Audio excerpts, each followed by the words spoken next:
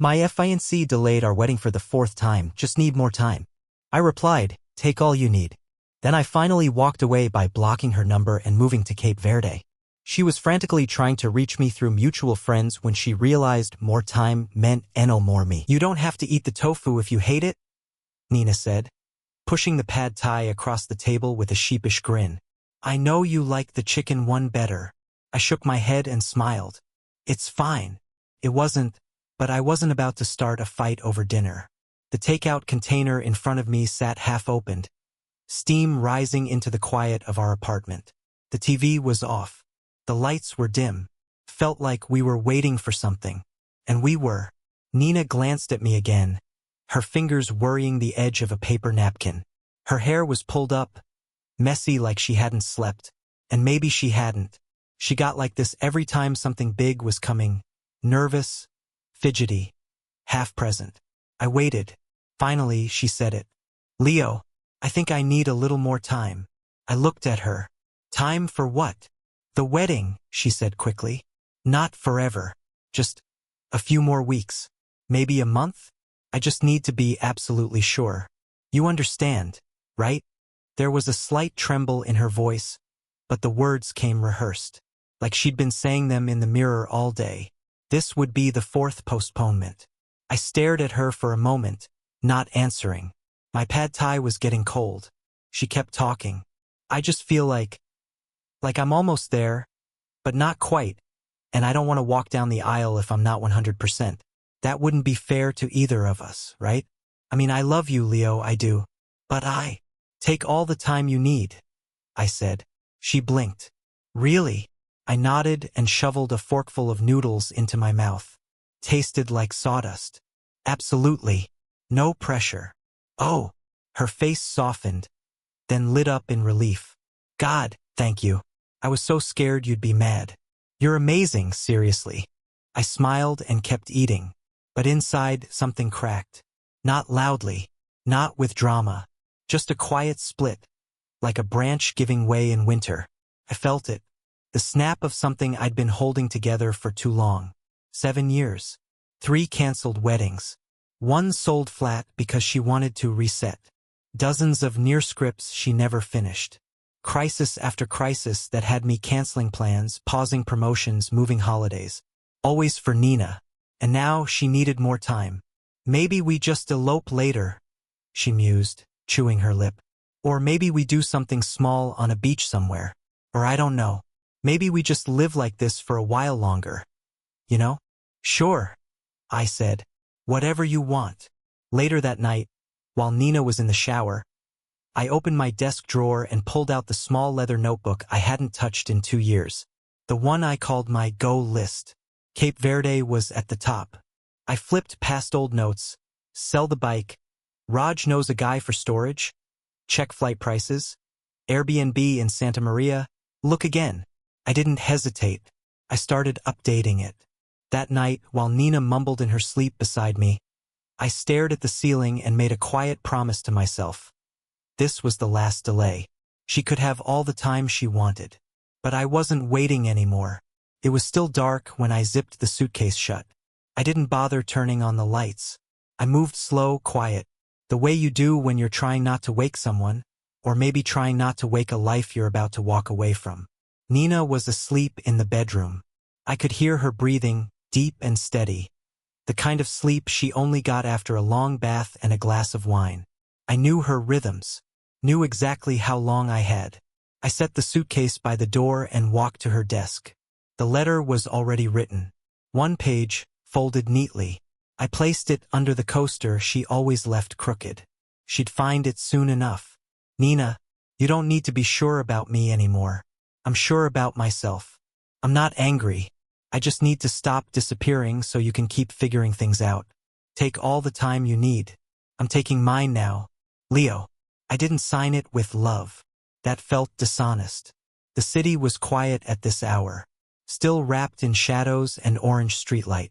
I loaded the suitcase into the boot of my car and sat for a minute before starting it up. My hands shook a little. I hadn't expected that. By the time I hit the motorway, the sky was bleeding into gray. I drove into the city with the heater on and a cold knot in my chest. My first stop was the bank. The clerk barely looked at me as she processed the withdrawal. I'd been quietly funneling money into a travel fund ever since the second wedding cancellation. I told myself it was just in case, a safety net. Truth was, I think I knew this day was coming even back then. I moved the money into a separate account, clean, untouchable, and printed the receipt. Next came Raj. He opened the door still half asleep, rubbing his eyes. "Mate, what the hell?" "I'm leaving," I said. "Properly. Not just for a week. I need your help with a few things." He stared at me for a second, then stepped aside without asking questions. That's who Raj was. We sat at his kitchen table while I explained everything, what to sell, what to keep, the storage unit I'd booked under his name. He didn't judge. Just nodded, offered toast, and made a list. "You sure about Cape Verde?" he asked eventually. "Always have been." "All right," he said. "You want me to handle the bike?" I hesitated. "Yeah." "Sell it? She won't need it anymore." He smirked. "You name your bloody bike?" I didn't answer. He dropped it. The next few hours passed in a blur. I signed papers at the storage facility, transferred my design files and contacts onto a fresh laptop, closed out subscriptions, deleted shared calendars. I moved like someone breaking out of jail. That afternoon, I stood in front of the vintage motorcycle I'd restored with my own hands. I ran my palm across the seat one last time and handed Raj the keys. "She's worth a lot," I said. "I know," he said. "So are you." I booked the flight for midnight. One-way ticket. Manchester to Lisbon. Then straight to Sal, Cape Verde. I didn't tell anyone else. I didn't send goodbye texts. I didn't post a single photo. Just before boarding, I pulled up Nina's contact one last time. I stared at her name. Nina a red heart, it still said. I tapped edit, deleted the heart, then blocked her. I did the same for Instagram, email, WhatsApp, everything. It took less than 60 seconds to vanish. As I walked toward the gate, suitcase trailing behind me, I felt the panic start to rise, like maybe I was making the biggest mistake of my life. But I kept walking. I didn't turn around. I didn't check my phone. I didn't give myself the chance to change my mind. The final thing I heard before stepping onto the plane was the voice over the intercom saying, "Final call for passengers to Sal, Cape Verde." And I smiled. For the first time in a long time, I smiled. The first time I heard about the apartment was through Raj, as usual. He called while I was eating grilled fish on a beach patio, sun just dipping past the horizon. I almost didn't answer, but something in me still needed to know the fallout, like watching a building burn from a safe distance. "Hey," he said. "So, guess who never paid rent?" I didn't have to guess. "Landlord called me," Raj continued. "Said he tried contacting Nina, but she kept feeding him some line about you being on an overseas project. Claimed you'd be back soon to handle it." I let out a small, bitter laugh. Classic. Yeah. He wasn't buying it. She's been squatting, basically. Gave her notice last week. Now eviction's moving forward. The same flat I'd been paying half on even after I left. I'd handled my part, emailed the landlord myself before the flight, explained everything cleanly, professionally. I even sent payment for the remaining month out of courtesy. Nina had ignored it all. She stayed behind like nothing changed. Or maybe she thought she could wait me out. That I'd come home eventually, keys jangling, apology in hand, willing to make her chaos whole again. But I didn't. And now reality was knocking, legal notice in hand. "Jade's involved now," Raj added. "She called the landlord yesterday yelling that he's traumatizing Nina in a sensitive time." He hung up on her. Of course she did. I sipped my drink and watched a kite surfer cut across the water. Peace. Distance. Things you can't buy but absolutely can protect. Back in Manchester, the chaos spread. Jade started calling mutual friends. Whispered stories about how I'd vanished without explanation, how I ruined Nina's emotional stability, how she was finally ready to be a wife and I'd abandoned her. None of it landed the way she wanted. Our friends weren't blind. They'd seen the 3 postponements. The nervous breakdowns over floral arrangements. The last-minute venue cancellations. The drama that followed Nina like perfume, pretty at first, suffocating the longer you stayed in the room. Some friends stopped replying to Jade. Some told her outright, "Leo's not the problem." She didn't take it well. A week after the eviction notice, Raj texted me a photo. It was a screenshot of Nina's story on Instagram, a blurry photo of her standing outside the flat, bags at her feet, captioned, "When the person you trusted most leaves you homeless. Hope you're proud of yourself." Comments were off. The next slide was a black screen with white text. People say silence is peaceful, but try being ghosted by the man you planned forever with. Raj wrote, she moved in with Jade. It's a mess. That made me pause. I knew Jade. Too polished, too tidy. Her flat was pristine, her schedule tight, her rules even tighter. She barely tolerated Nina when things were good. Now they were sharing a 2-bedroom and 1 shared bathroom. It wouldn't last. A few days later, Raj confirmed it. They're fighting constantly, he said. Nina's blowing through Jade's food, left candle wax on her marble counter, and keeps inviting friends over without asking. Sounds about right, I said. She's still telling people you're just on a break. Like, temporary. Not real. That part didn't bother me anymore. Let her believe what she needed to. Let her rewrite the story. I wasn't part of it now. I wasn't the fixer. I wasn't the fiancé waiting for her clarity. I wasn't even the villain. I was a ghost. The kind that didn't haunt but never came back. Weeks passed. Jade's patience wore thin. She started leaking frustration to friends, complaining about Nina's mess, her drama, her refusal to get a real job or contribute to rent. One person said she found Jade crying in the back room at work, muttering, I love her, but I can't live like this. Nina, for her part, played it off online. Trying new things, she wrote under a selfie at a cafe. Just figuring out who I really am. I didn't reply, didn't comment, didn't watch the story for longer than a second. Because none of it was mine anymore. I'd left her the apartment, paid my share, gave her space. She filled it with denial, with excuses, with nothing. And when it finally collapsed, she didn't rebuild. She just dragged the wreckage into someone else's home. But not mine. Not anymore. It started with an email. Raj forwarded it with a simple subject line. You're gonna love this one. I opened it while sipping black coffee on the villa's patio. Sun already warming the tile under my feet. The message was from Jade, written like some sort of formal invoice. Leo, per our previous discussions and based on the mutual understanding surrounding the wedding preparations, Nina is entitled to half of the wedding fund. Please find attached a breakdown of estimated contributions and expenses owed. We ask that you transfer Nina's portion within 10 business days. Regards, Jade Morgan. On behalf of Nina *. Attached was a PDF, color-coded, labeled columns. She even included tax estimates, like this was a business transaction and not the death rattle of a failed relationship. I scrolled through the figures, over £15,000 total, half of which, she claimed, was rightfully Nina's share. The nerve almost made me laugh. Most of the money had come from my side. Friends, colleagues, a few distant cousins who still believed in happy endings. I tracked it all. I'd even made a spreadsheet after cancellation number 2, when I started suspecting we might never get married. Jade's math was wishful fiction. I called Raj. She's serious? I asked, sipping my coffee. As a spreadsheet, he said. Told me Nina wants to use it for a solo apartment. Claims it's only fair, since she was emotionally invested. She was emotionally dramatic, I muttered. That's not the same thing. You replying? Yeah, I said, already pulling up my laptop. But not how they expect. I spent the next 3 days doing what I do best. Organizing things. I drafted polite, handwritten letters to every single person who had contributed to the wedding fund. Friends, co-workers, extended relatives. I thanked them for their generosity, apologized for the change in plans, and assured them full refunds would be issued promptly. I included a prepaid envelope in case they wanted to decline the refund.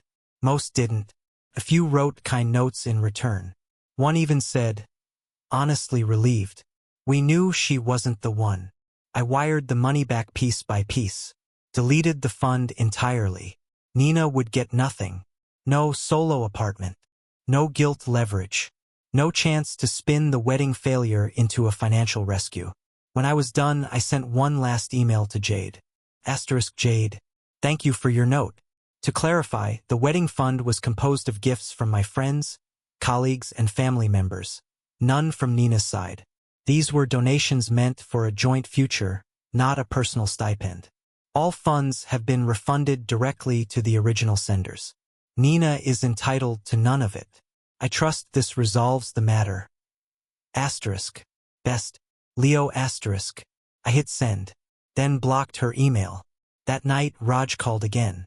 She's livid, he said, trying not to laugh. Nina's pacing around Jade's flat, calling you vindictive. Jade's pissed too. She was banking on that money. Let them be pissed, I said. That fund wasn't for starting over.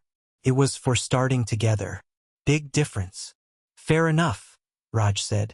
Also, Jade may or may not have yelled, "You said he was passive," before storming out. That part made me smile. For years, Nina had painted me as passive, accommodating, the calm one, and I was, until I wasn't, until I stopped being the emotional safety net and became the exit plan. A week later, another message came, from Nina, via a mutual friend. No apology, no attempt to reconnect, just, he returned the money to humiliate me. He wanted to strip me of everything. He's a cold man. But it wasn't about revenge. It was about fairness. I gave her years. I gave her patience. I gave her space. I gave her money. And when it ended, I took nothing. Except back what wasn't hers to keep. Let her call it cruelty if she needs to. I called it closure.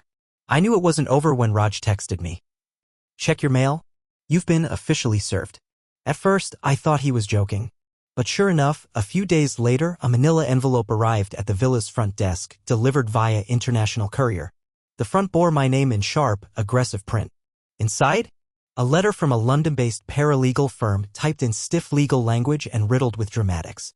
Nina Morrison, the letter said, was seeking the following: emotional compensation for abandonment and undue distress. A fair division of joint property, including digital assets. Partial ownership of my travel fund, which she claimed I built during our engagement. The return of a designer leather jacket she once borrowed for a photo shoot. And my personal favorite, common-law spousal support, citing 7 years of shared life and reliance.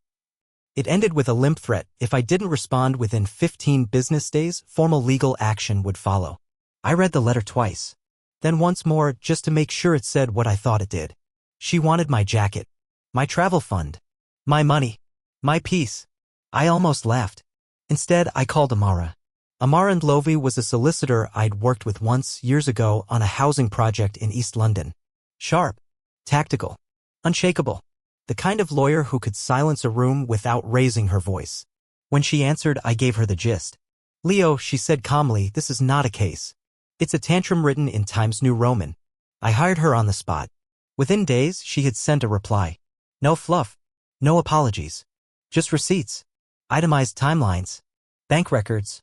Ownership proof of all accounts and property. A contract Nina had signed when I created the travel fund in my name only. Screenshots of her text messages saying, your money, your adventure. Amara dismantled each claim like she was swatting flies. As for the emotional compensation, she cited that the relationship had never been formalized legally, no marriage, no children, no cohabitation agreement. In the eyes of the law, Nina had zero standing. As Amara put it, Ms. Morrison's claim rests on emotion, not evidence. My client has endured multiple postponements of a planned union. If anything, he would be entitled to damages for time wasted. It ended with a paragraph that made even me sit up straighter. Further attempts to contact or harass Mr. Turner will result in counteraction, including but not limited to defamation defense, malicious prosecution, and pursuit of damages. Consider this your formal warning. I signed off on every word. Raj called the next morning. Mate, he said, you just nuked her entire storyline. Good, I said. She can build a new one. Without me in it. The silence that followed was eerie.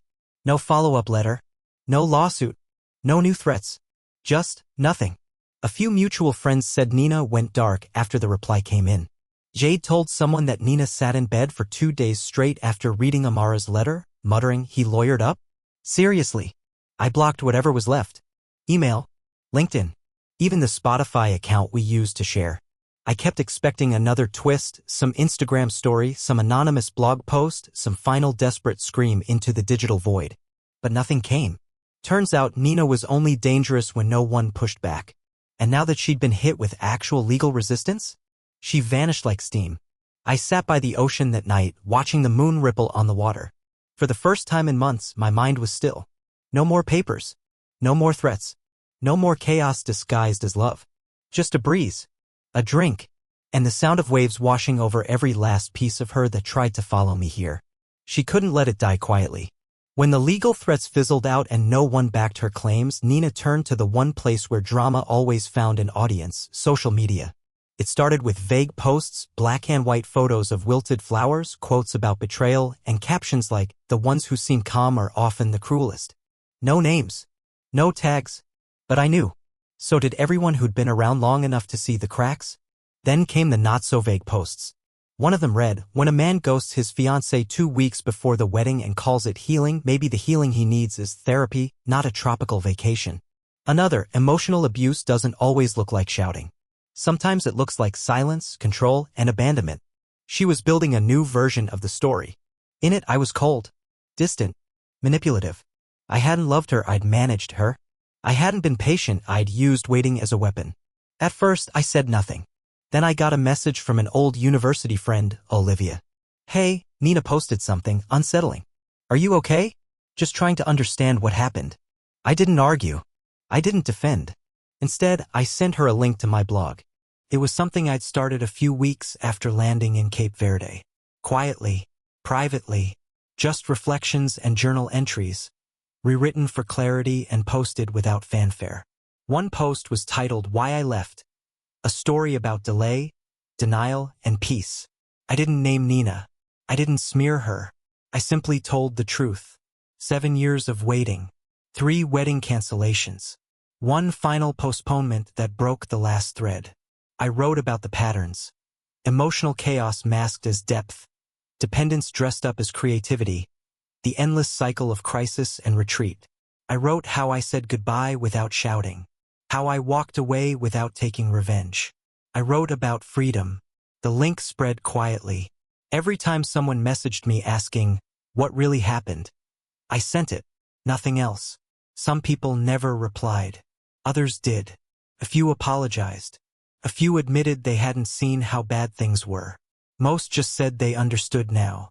One text from an old coworker read, "I remember her melting down at your birthday dinner because the waiter brought the wrong wine. I thought it was nerves. But damn, this makes sense now." Meanwhile, Nina kept posting. The tone got sharper. Sadness turned to bitterness. She hinted at betrayal. Mocked the idea of healing while sipping cocktails on someone else's dime. Claimed to be writing a play about emotional parasites. But the comments dwindled. The likes dropped. The echo chamber got quieter. Even Jade began to back off.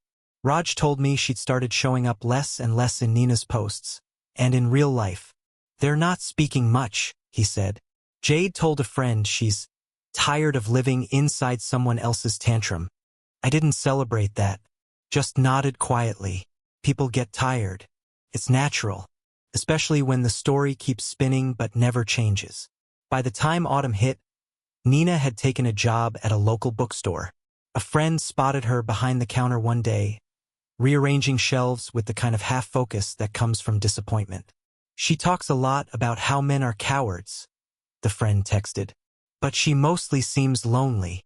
I didn't reply, not because I didn't care, but because I had nothing left to offer that story. She could rewrite me as the villain, the ghost, the unfeeling man who walked away from a trembling woman. But I knew the truth. So did the silence I'd earned. So did every person who read that blog and understood why I'd disappeared. Let her perform. I'd left the stage. 6 months passed like sand through fingers. Some days I forgot how long I'd been in Cape Verde. Others, I could feel every minute of it. Etched into my skin by sun and salt and quiet. The villa had become more than a hideaway. It was home, or something close. I knew the woman at the corner bakery who always added a second pastry, by mistake. The guy at the beach bar started pouring my drink without asking. I had a routine now, and for the first time in years, it belonged only to me. But eventually, even paradise starts to feel like pause. I'd healed mostly. I'd learned how to sleep again without rehearsing conversations in my head. Learned how to eat without thinking of Nina's critiques. Learned how to hear silence and not confuse it with punishment. And I knew I was ready to move forward when I booked the next flight without hesitation. Istanbul. A city with edge and weight. A place full of history and contradictions. I didn't know why, but it felt like the right next step. I didn't tell anyone except Raj. New country, new chapter? He said over the phone. Something like that. Still not coming back to Manchester? Not yet. Maybe not at all. He didn't push. Just said he was proud of me. That meant more than I let on. The night before my flight, I walked along the shoreline one last time. The wind was sharp that night, tugging at my shirt. The ocean was louder than usual, like it knew I was leaving. Back at the villa, I packed light. Just the essentials. No souvenirs. No, maybe I'll need this later items. If something didn't serve the next version of me, it stayed behind. I checked my email before bed. One new message from my parents. Subject line. Thought you should know. The message was short. Couple paragraphs. Most of it was dry, polite, full of parental distance. But one line stuck out. Nina's mother called. She wanted us to intervene. Said Nina's not doing well. We declined. I stared at it for a long time. Not because it changed anything, but because it didn't. My parents had always stayed out of the drama. Too much distance, too little warmth. But for once, they hadn't wavered. They hadn't picked up the phone. Hadn't stepped in to save someone who once almost became their daughter. They'd said no. Maybe that was their way of saying we get it now. Maybe it was just convenience. Either way, I was glad. I shut the laptop and stood at the open window, listening to the wind. I thought about Nina. Not with anger. Not with sadness, even. Just recognition. The way you look at an old photo and remember the feeling but not the weight. I could still see her in the passenger seat, barefoot, quoting Sylvia Plath like it was gospel. Still see her dancing barefoot in our living room, dragging me by the hand, telling me the world was too boring and we needed to run away more often. There was a time I loved her so much it hurt to breathe. But now? Now I could breathe just fine. I didn't regret the years. Not all of them. But I didn't want them back. And I didn't carry them forward. Choosing myself wasn't a betrayal. It was survival. The next morning, I left the villa keys on the kitchen counter with a short note for the landlord. Thank you. You saved more than you know. Leo. At the airport, I boarded the plane without a second glance. No tears. No messages. No wait. Just movement. And that was enough.